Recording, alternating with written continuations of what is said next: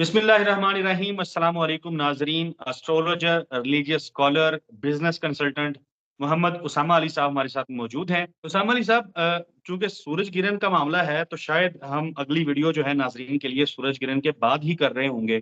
तो सिर्फ ये बता दें नाजरीन के लिए कि 14 अक्टूबर का जो सूरज गिरहण है, नमाज आयात जो है वो कैसे पढ़नी है, हमारे नाजरीन के लिए भी बताएं, हमें भी ज़ाहिर है इससे आगाही मिले। और दूसरा ये बताएं कि बुनियादी किस-किस चीज़ से एहतियात करनी है? आपकी कॉल है ये। जी, नमाज़े आयात के तो देखिए 5 रुकू के साथ पढ़नी होती है, और कि एक सूरत जैसे सूरत इखलास है सूरत फातिहा के बाद, तो आप 5 आयतों वाली कोई भी सूरत ले लें और फिर बिस्मिल्लाहिर्रहमानिर्रहीम कुल औज़ु बिरब्बिल फलक करके रुकू में चले जाएं, फिर खड़े हों, फिर अगली आयत पढ़ें, फिर रुकू में चले जाएं।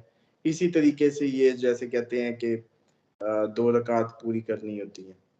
और दूसरी रकात में जैसे आप लोग तहज्जुद के वो कनूत के वो करते हैं, वितर पढ़ते हैं, उसमें कनूत पढ़ते हैं, दुआए कनूत, वो आप रकू से पहले पढ़ेंगे अल्लाहु अकबर करके।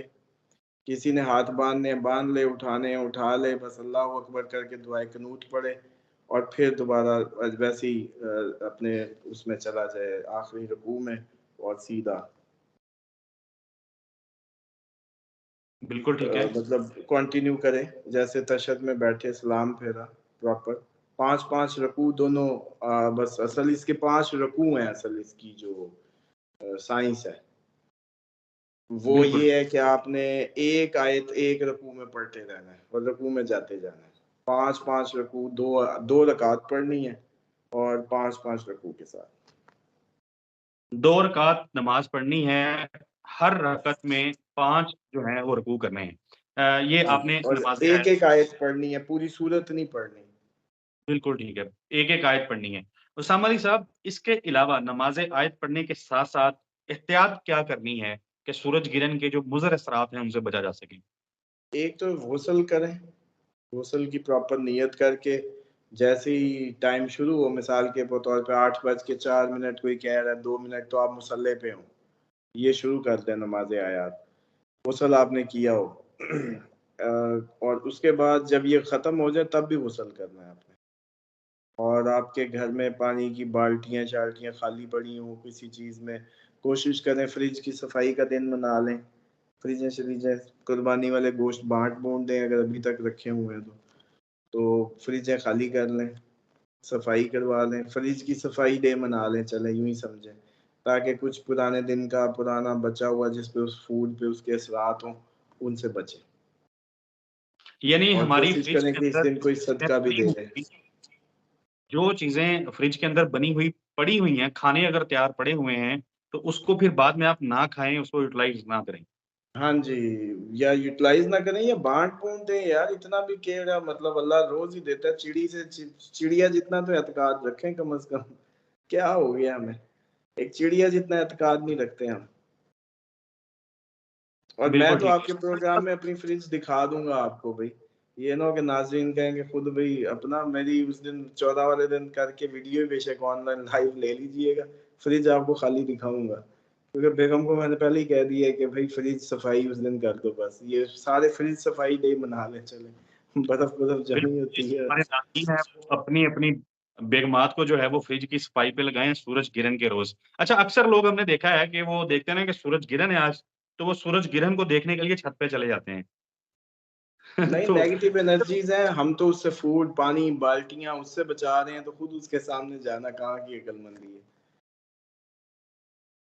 बिल्कुल ठीक है। उसामा अली साहब, नाज़रीन के लिए आपका पैगाम क्या है आज का?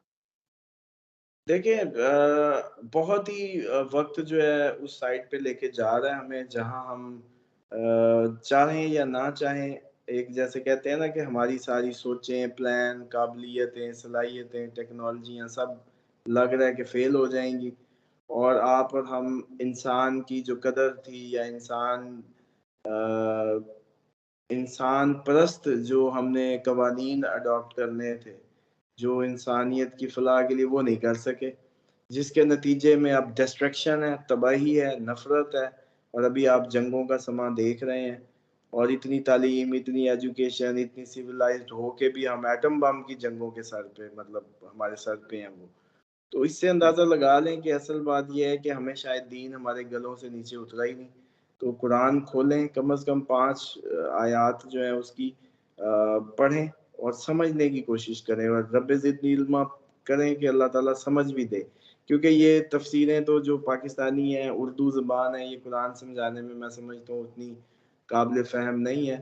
لیکن یہ ہے کہ بچوں کو آگے عربک ضرور سکھائیں تاکہ وہ قرآن کو آسانی سے سمجھ سکیں کہ خدا ان کا کیا کہہ رہا ہے ان کو. اور یہ لوگ جتنے بھی ناظرین ہیں آپ کے، یا پاکستانی پوری دنیا میں جہاں بھی سن رہے ہیں، کمپیریٹیو سٹڈیز کریں قرآن کی. ایک ترجمے یا ایک تفسیر کے اینگل سے نہیں، 4 اگر آپ کے ایگزسٹنگ اسکول آف تھاٹ ہیں تو ایک آیت کو چاروں کے اینگل سے دیکھیں تو زیادہ اچھا سمجھ آئے گا ان کو. اور بس 5 آیات ڈیلی کی کم از کم، جیسے کہتے ہیں اپنے رخ سیدھے کر لیں. یہ آج میری باتیں نہ سمجھ آئی، یہ سال بعد بھی آپ لوگوں نے بڑے جیسے کہتے ہیں نا مومنین بنے ہونے اور اللہ اللہ کر رہے ہونا، کیونکہ یہ سارا کچھ نہیں ہونا جس طرف دنیا جا رہی ہے.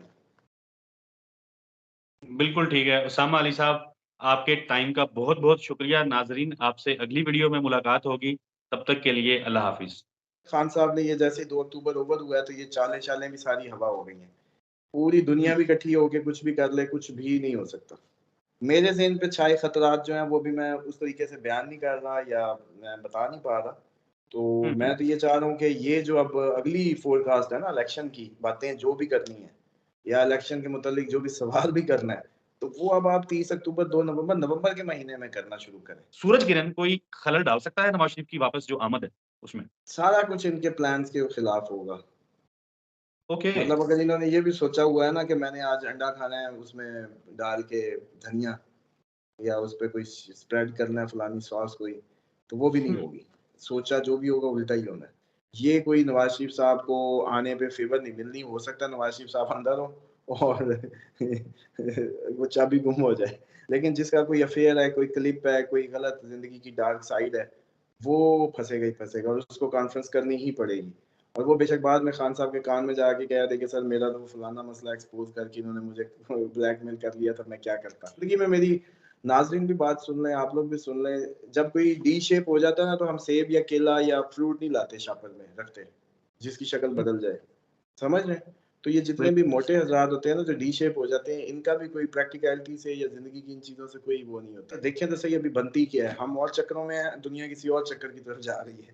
تو یہ الیکشن کی کہانی نہ کہیں گیم ہی نہ اوور ہو جائے کچھ عرصے کی. شاید بہت دیر ہو چکی ہے اس طرح سے کہ 14 اکتوبر کو جو سولر اکلپس ہے اس کے کیا امپیکٹ آتے ہیں وہ ایک علیحدہ کہانی ہے. وہ آپ کو اکتوبر میں 11-12 تاریخ کو میں نے جو بتایا تھا کہ اہم ملاقات ہے، تو پاسبل ہے کہ وہ ملاقات اللہ کرے جیل سے نکل کے ہی ہو.